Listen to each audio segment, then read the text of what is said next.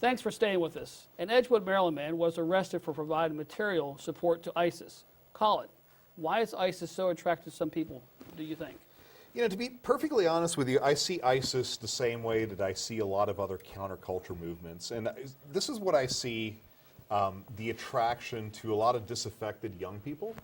Yes. And, you know, there was this instance recently in Long Island, as a matter of fact, that the son, he was an Italian kid who was the son of a New York City police officer who became an ISIS recruit. Now, you look at that and you think about what could possibly take a suburban American kid and make them become an ISIS recruit? And I think it's the attraction of something that goes against the current of society. Well, I really and think also that's- maybe just the sense of belonging to something. Because, you know, the same reason kids join gangs. Right, Because they right. want to belong. Yeah. And, Or you know, Also they, money, too. ISIS or- preys Yeah. on the weak and the disadvantaged that are, you know, vulnerable Yes. to influence, all right? You know, I've seen them infiltrate online hacker groups. I've seen them infiltrating Anonymous. I've seen them influencing Anonymous's decisions and getting Anonymous to support them in some causes. Well, I'm not entirely sure about that because Anonymous has pretty much pledged that they're going to take ISIS They down. they finally did,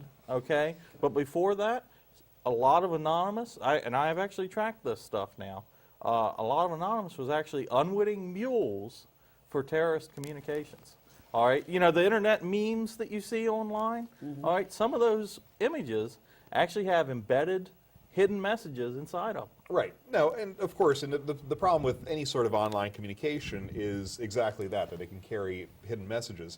But I think, you know, at the very core of it, we don't need to fight that if we can fight the attraction that it becomes Right. to attract somebody into ISIS in the first place. Because let's face what ISIS is. Nobody in a rational state of mind would want to go over to Syria or to Iraq and join Right. ISIS, because ultimately you're going to be looking at the business end of a Hellfire missile as it's bearing down on you. So there is, it takes somebody who's in a very, very low state of self-esteem Yes. or in a Yeah. very desperate situation to want to go to that place in the first place. And they sell, I think they do a very good job of advertising themselves as being something that they're not. Right. And you know, one thing that trips me out completely is you have these young girls that we all know what Sharia law is. Yeah. That want to go over there and become ISIS brides. Right. That's not a ticket to anything that's going to be a good. That will have a not good end ending. well. Why would any American woman want to be a part of something like, to degrade them as much as Sharia law? Let's peel the onion back, you know, just a little. Let's peel the onion layers Okay. back a little bit. All right. So what would cause that? Well, let's see. Sense of hopelessness. Sense of they don't have any other alternative There because are any number of things. It could Yeah. be it could be something. You know, you have the spoiled rich kid that just is rising up against his parents. You have the hopeless kid that may want to be part of a group. Yeah, I mean, I think it's as Who doesn't broad as see it any is long. future I don't with think it. there's To be any honest. one reason why these kids, these people end up joining these groups, but it certainly passes human understanding, Or doesn't they it? could be recruited like San Bernardino. That lady, probably her husband, she just kind of lure him in, and he fell into a trap, which he Well, couldn't but get there's out of. evidence that he was actually radicalized Prior, yes. Prior, so- but then do they meet So, because of so that? speaking of which, so you know, the San Bernardino neighbor saw something, Yes.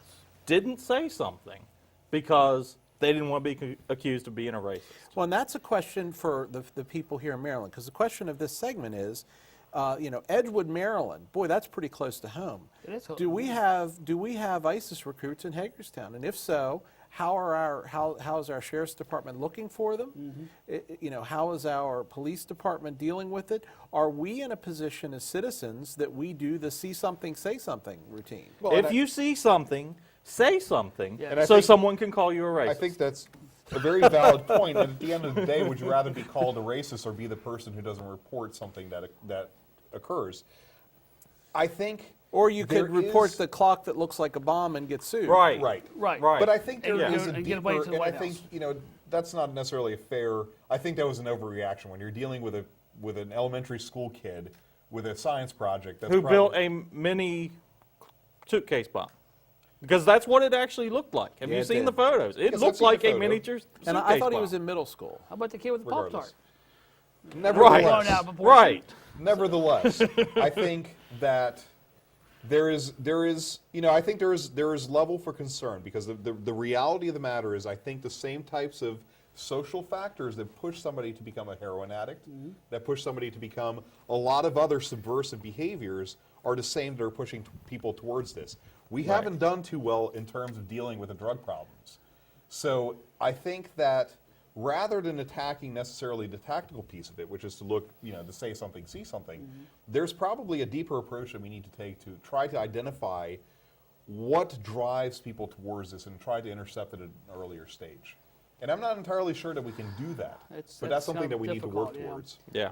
But a lot of us too, like the Edgewood Maryland, he got money to support his calls to ISIS.